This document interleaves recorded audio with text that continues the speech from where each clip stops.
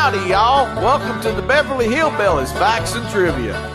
Y'all kick off your shoes and you said a spell, all right? Now here's your host for the show, the old Kentucky boy himself, Mr. Bob Snap.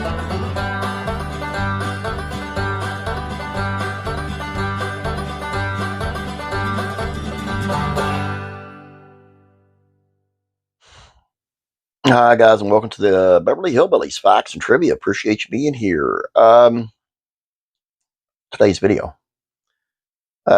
is on the sponsorship of Beverly Hillbillies, the brands that sponsored them, and how they played a big role in the success and their own success, because Beverly Hillbillies brought them a lot of business, you can bet.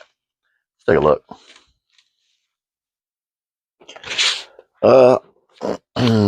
The first ones to sponsor the Beverly Hillbillies was R.J. Reynolds Tobacco Company and the Kellogg's Company. The latter seems especially appropriate to the critics. Cornflakes for corny humor.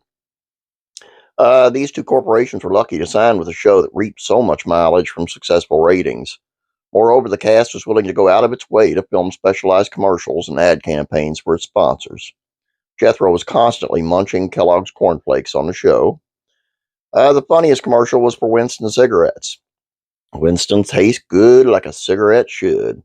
One Winston spot directly followed a scene in the show in which Granny had just been introduced to a telephone. Commercial cut in after Granny had been smoking and talking to Cousin Pearl on the other end of the line. Back home in the hills, Granny thinks Pearl, also puffing a Winston, can smell the cigarette smoke through the phone lines. At the time, advertisers controlled more of the programming and wielded more power than the networks did. R.J. Reynolds had strong relationship with the Hillbillies cast, most of them who were smokers. One fan from Tennessee wrote to suggest that Granny smoke a corncob pipe, to which Paul Henning replied, "As to giving Granny a pipe, we sell cigarettes.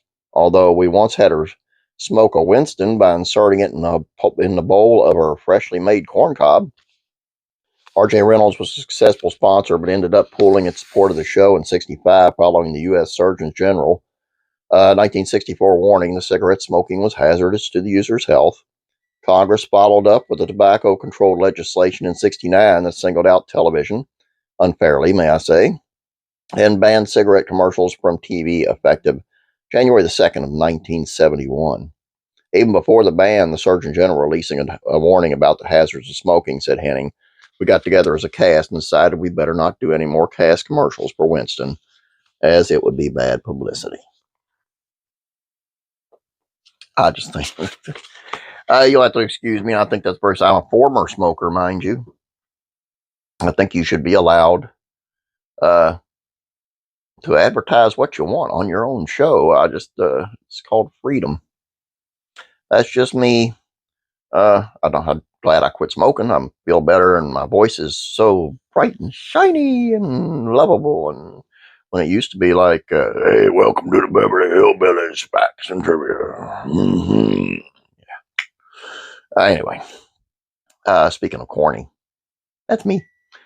That's all I have for you. Don't forget about classic TV facts and trivia, classic rock and country music facts and trivia.